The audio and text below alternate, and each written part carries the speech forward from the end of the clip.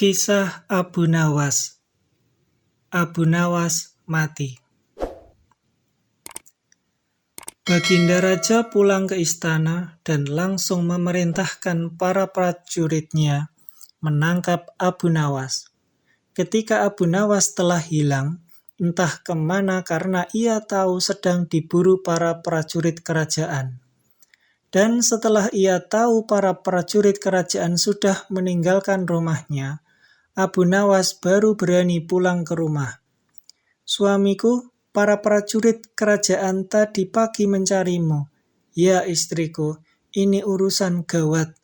Aku baru saja menjual Sultan Harun al-Rasyid menjadi budak." "Apa? Raja kau jadikan budak? Kenapa kau lakukan itu, suamiku?" "Supaya dia tahu di negerinya ada praktek jual beli budak, dan jadi budak itu sengsara." "Sebenarnya maksudmu baik, tapi Baginda pasti marah." "Buktinya, para prajurit diperintahkan untuk menangkapmu.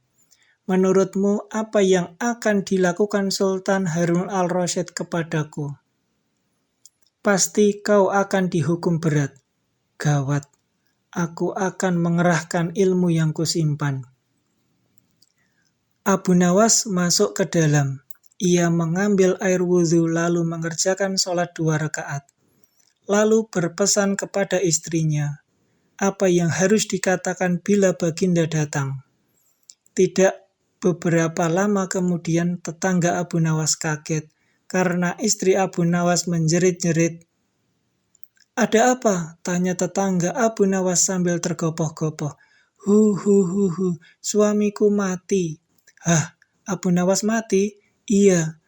Kini kabar kematian Abu Nawas tersebar ke seluruh pelosok negeri. Baginda terkejut. Kemarahannya dan kegeraman beliau agak susut mengingat Abu Nawas adalah orang yang paling pintar, menyenangkan, dan menghibur Baginda Raja. Baginda Raja beserta beberapa pengawal, beserta seorang tabib atau dokter istana, segera menuju rumah Abu Nawas. Tabib segera memeriksa Abu Nawas. Sesaat kemudian, ia memberi laporan kepada Baginda bahwa Abu Nawas memang telah mati beberapa jam yang lalu. Setelah melihat sendiri tubuh Abu Nawas terbujuk kaku tak berdaya, Baginda Raja merasa terharu dan meneteskan air mata. Beliau bertanya kepada istri Abu Nawas, "Adakah pesan terakhir Abu Nawas untukku?" "Ada paduka yang mulia," kata istri Abu Nawas sambil menangis. "Katakanlah," kata Baginda Raja.